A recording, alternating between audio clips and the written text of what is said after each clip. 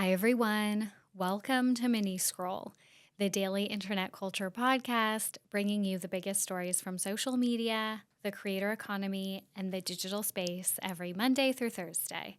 I'm your host, Lauren Meisner, the founder of the youth digital media brand, Centennial World. Welcome back to Mini Scroll, everyone. Okay, before I get into the stories for today, and oh my God, do I ever have a story for you today. I cannot wait to share this story. But before I get into it, I wanted to share two things with you guys. First, we're going to be doing a mini scroll promo for female-founded brands, where basically we will give any brands that come to us that are female-founded, doesn't matter what size you are, doesn't matter how many people are on your team, doesn't matter like what stage you're at, we will give you a almost free ad. We need to cover like the production costs, but that's it. This is my year. This is like the female founder year for me. And we are trying to give back as much as possible. If you guys are a female founded brand, if you work at a female founded brand, if you're interested in podcast advertising at like an incredibly discounted rate, then you can either email hello@centennialworld.com or you can just like DM me and let us know and I will connect you with our team. So this promotion, we do have a limited number of spots. We're just like doing a tester. We're just doing like a little trial. So yeah, let us know. And if it goes really well and, the brands see results and, we get a lot of interest or whatever, then we'll kind of decide how we want to integrate this long-term into the brand. This is kind of like a passion project for us on the side as a female-owned company, obviously, Centennial, but then also just like everyone that works here is a woman, so, we want to give back.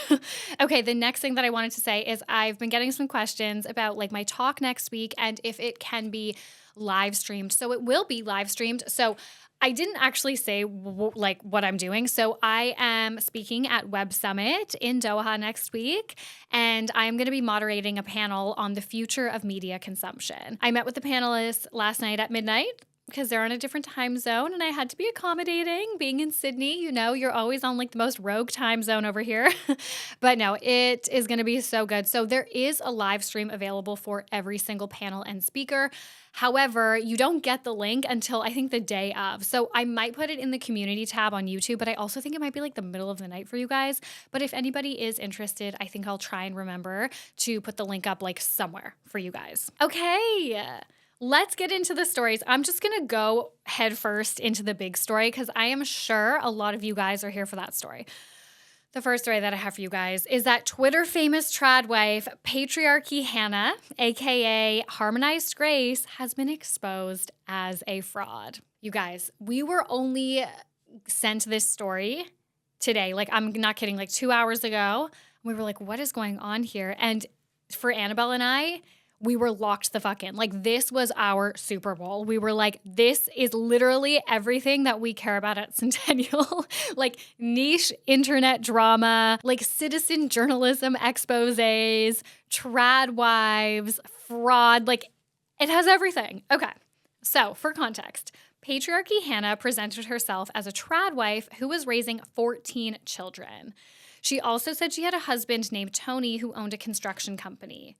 She started her Twitter account in June 2021, and she amassed around 30,000 followers on the platform, and she also ran a Discord server.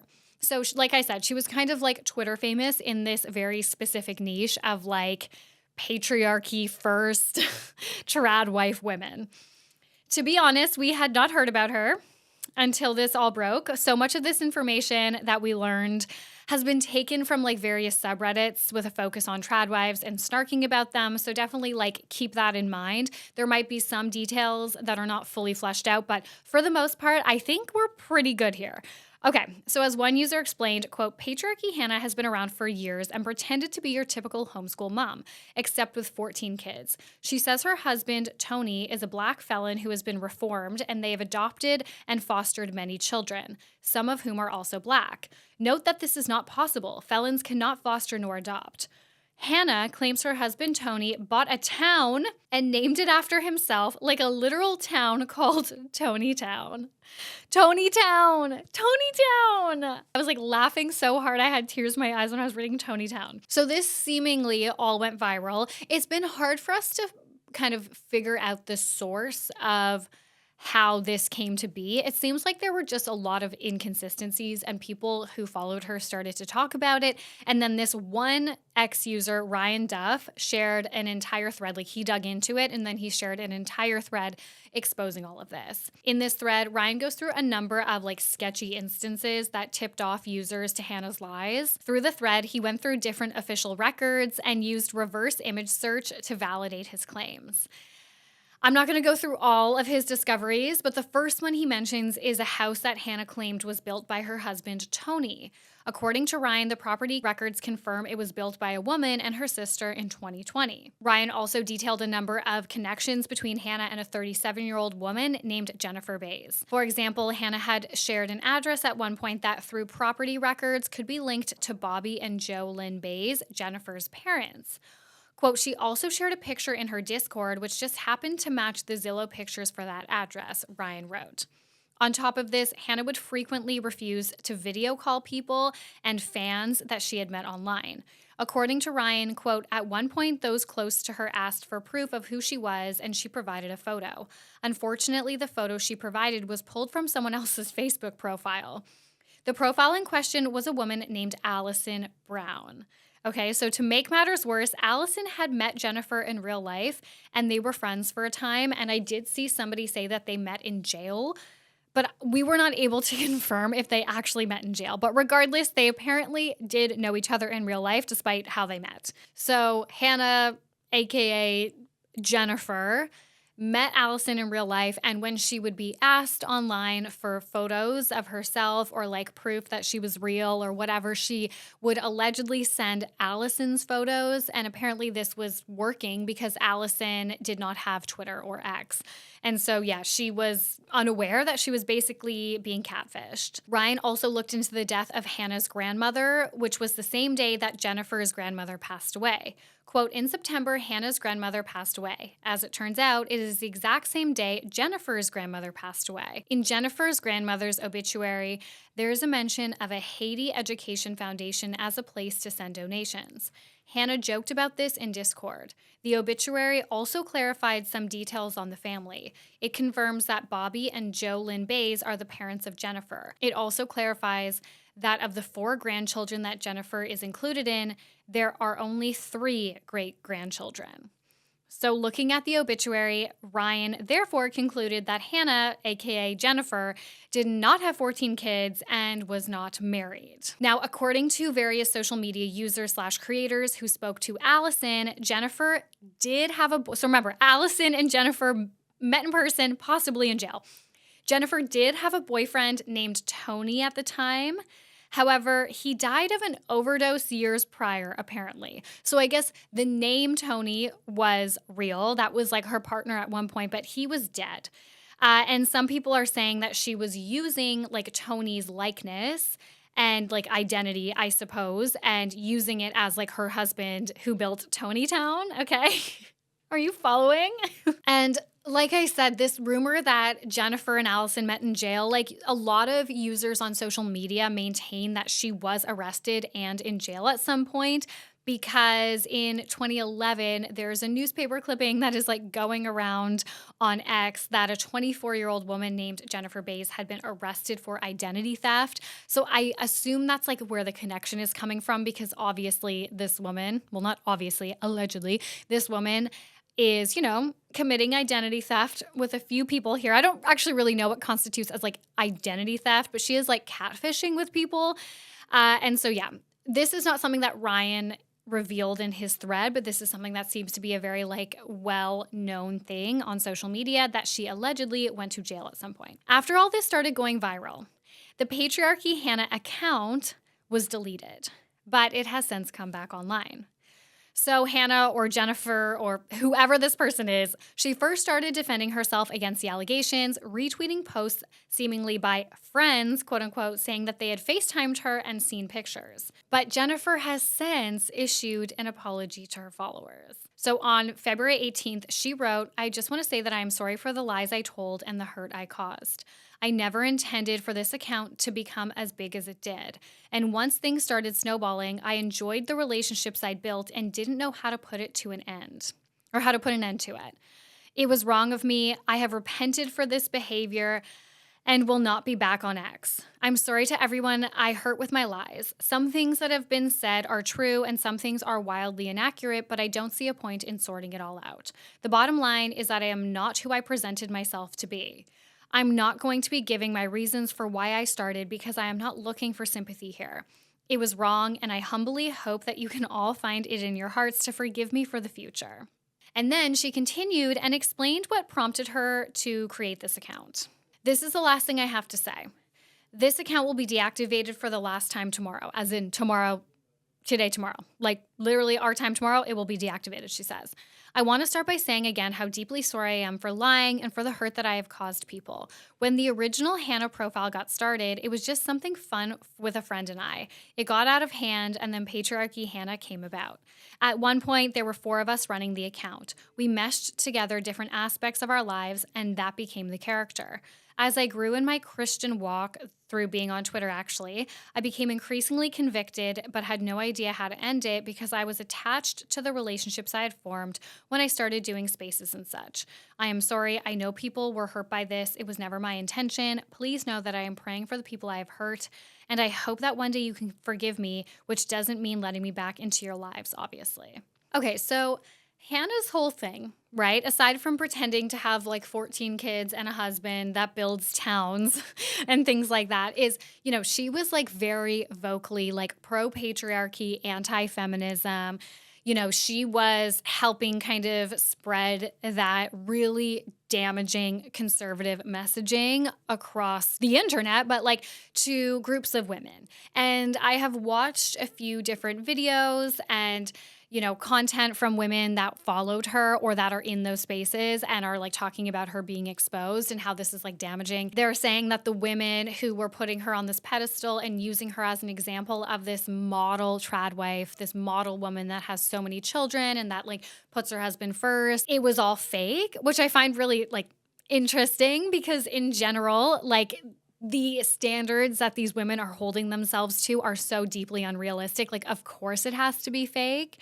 And I did see a lot of people too say that it's interesting because it seems like, I actually have not really thought about this very much, but it seems like a lot of people believe that the very obviously pro tradwife content or like accounts are not real. They're people that are like pushing this agenda for shits and gigs, for engagement, because it makes so much money. We know that kind of content just absolutely pops off because it's like rage bait essentially for one side of the internet, and then the other side of the internet is like, exactly, and it like confirms all of these like toxic beliefs and stuff.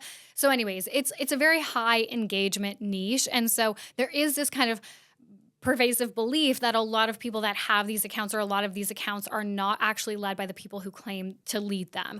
But a lot of people are like, I'm actually shocked that it was a woman leading this account and not some dude. You kind of don't think that it's going to be a woman that is spreading these really harmful beliefs if she doesn't actually hold them herself. I've also seen, and this is like full speculation, could not confirm this, but a lot of people seem to believe that her day job is being like an OnlyFans model. I could not confirm this, but that would give serious Gwen Gwiz vibes. If you guys know, you know. So based on all of this, my opinion here, I don't know if what Hannah or Jennifer or whoever said at the end saying, I started to get into these beliefs the more I was in it. I mean, that's possible. I'm going to say that might not be totally true. I'm going to guess that's not totally true.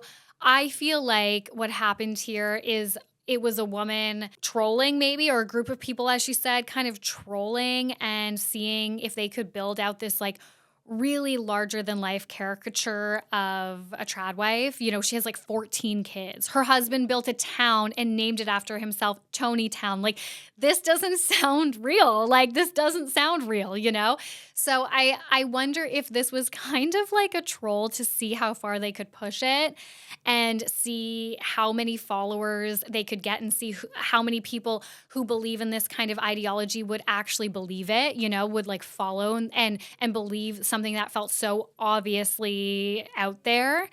And then I think she probably got kind of addicted to the engagement, like she said, the relationships, like just kind of having that attention and that notoriety maybe. And so then it just kind of kept snowballing and it just became a part of her life.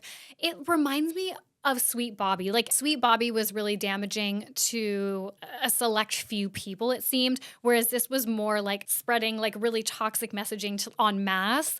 But it reminds me of that where it's like there's no like real tangible reason I feel like that sometimes these people can give as to why they do this. It's just validation thing. And then I think it just becomes almost like part of your life and you don't really know why you're still doing it or why you do it, but you just do.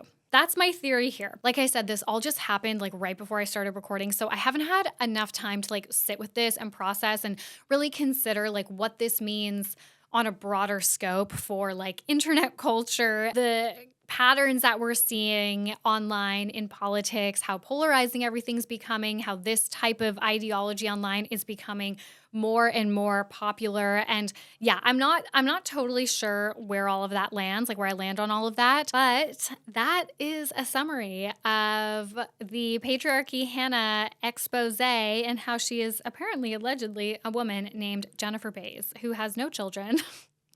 No husband, who built a town and has just basically been lying about being this hella conservative tradwife for years. Okay, the next story that I have for you guys is that Trisha Paytas is set to perform at World Pride Music Festival in June. So I know some of you guys don't love when I cover Trisha, and honestly, that's fair enough.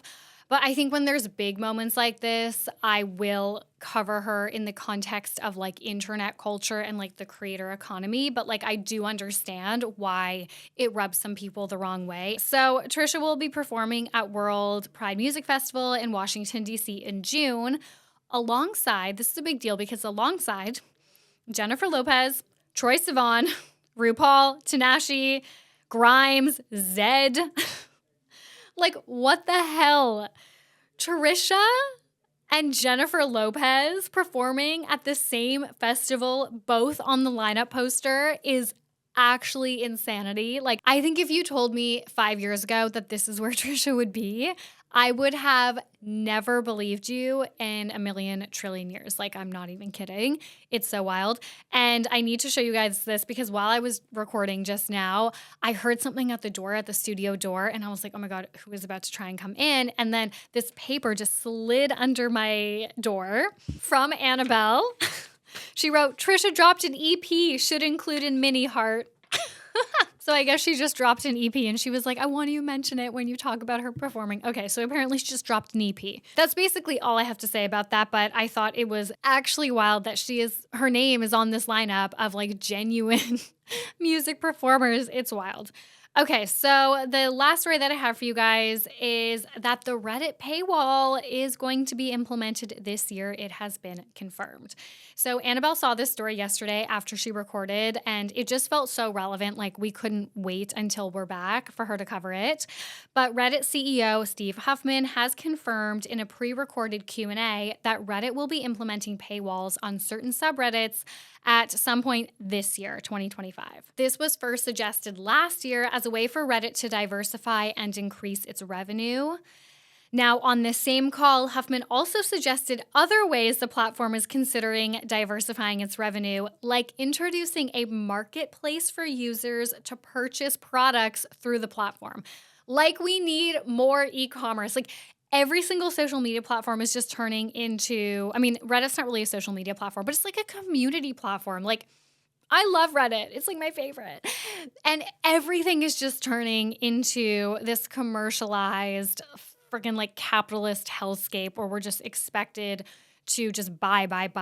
He said this would be down the line, but it's definitely something they are considering. On the call, executives also stressed the importance of Reddit's licensing deals with AI chatbots in creating a financially secure future for the platform. So we reported on that as well at some point. I don't know if it was this year or last year, but Reddit has entered into these deals with like Google and people that are making AI chatbots or whatever to train their models, given how much like information, Reddit has obviously all over its platforms. I get it. Like companies have to stay afloat.